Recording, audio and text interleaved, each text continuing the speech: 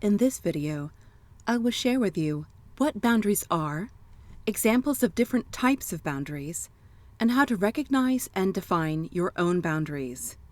Information in this series can be used for any type of relationship, romantic relationships, friend and family relationships, as well as work relationships. This video is part 1 of 3.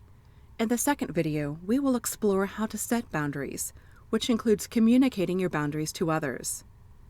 In the third video, Enforcing Boundaries, I will show you effective ways to assert yourself as you remind others of your boundaries if they continue to violate your boundaries. Protecting yourself is made easier by using boundaries. Like this glass barrier protecting a child at the zoo, a boundary can help you protect yourself from being harmed. A boundary is a limit you can set on what you will accept of another person's words or actions.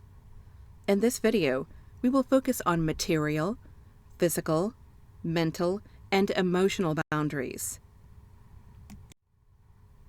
But first, I'd like to clear up a common misconception about boundaries. Some people think that boundaries are harmful for a relationship. They think boundaries only keep people apart, like a wall preventing communication and intimacy. The purpose of a healthy boundary is not to keep people out of your life. It is intended to protect you from bad elements, such as harassment and manipulation. Once you start using boundaries in your relationships, you will see that boundaries actually keep people together in a healthy way. Once boundaries are respected, people are less likely to fight or end relationships. Perhaps you've heard the expression, good fences make good neighbors. It's true for all types of relationships. If you've been on a flight, you've been instructed to put on your own oxygen mask before helping others. This is good advice for other aspects of your life. Not taking care of yourself first can cause dissatisfaction and burnout. It can also lead to resentment, so taking care of yourself is not only good for you, it's good for others in your life. Although I am focusing on boundaries you need to set in order to protect yourself in this 3-part series, you do need to extend the same respect to others.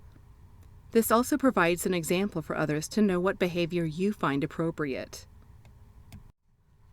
So here's a description of the types of boundaries.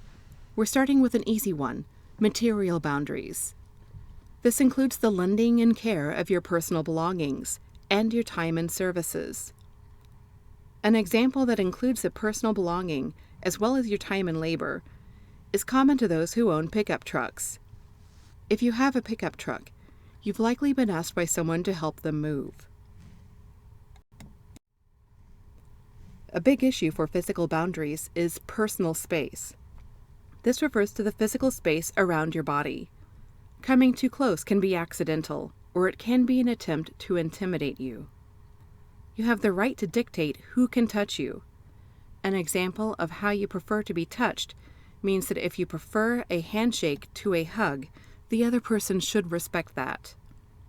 If you don't want to be touched on certain parts of your body, or at a specific time or social context, that should also be respected. This is also the basis for healthy sexual boundaries.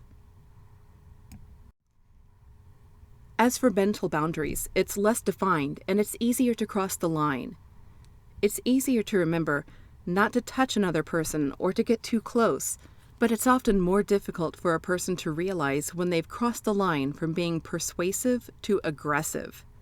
Trying to persuade another person can turn into intimidation, manipulation, shaming, or even a shouting match when boundaries have been crossed. If you find you're constantly having to defend your thoughts, values, opinions, or beliefs, setting and enforcing boundaries can help you avoid unnecessary stress from others. We have progressed from what are generally considered the easiest to the most difficult of boundaries. Emotional boundaries can be difficult for many people to recognize and define, because our culture seems to have far more bad examples than good examples of emotional boundaries. People who have indistinct emotional boundaries find that their thoughts, feelings, and moods depend on other people's thoughts, feelings, or moods. This is a common trait of codependency. The main points to know about emotional boundaries deal with your identity and awareness of your choices. It's okay, and in fact, it's healthy to have your own identity and to be your own person. You don't need to define yourself by your relationships to other people. Your job, your marital status, your family, those things affect your responsibilities, but you are not responsible for the burden of how other people think you should feel or how you believe they think you should feel. It's important to be aware that you are in control of your feelings, and your feelings are a choice. Just as your feelings are a choice, other people have the choice of how they feel, and they are responsible for those choices. So you don't need to carry the weight of their feelings. This is not to say you're off the hook for your actions, because you are responsible for how you treat other people, but not how they feel about it. If you feel responsible for another person's feelings, you are only making yourself unnecessarily vulnerable and easier to manipulate. This can make ending an unhealthy relationship difficult, because a manipulative person can take advantage of the situation, making the vulnerable person who lacks emotional boundaries feel guilty for wanting to end a relationship. Feelings of guilt over the manipulative person's hurt feelings can keep a vulnerable person trapped in an unhealthy relationship. Now that you know more about boundaries, the first step is to define your boundaries. Perhaps there was an instance in which someone offended or upset you. When they crossed that invisible line, they crossed your boundary. Think of moments like that, and it might help to write it down. Think of what upsets or offends you. Also think about who has upset you. Quite often, the same person is the one who makes most of these errors.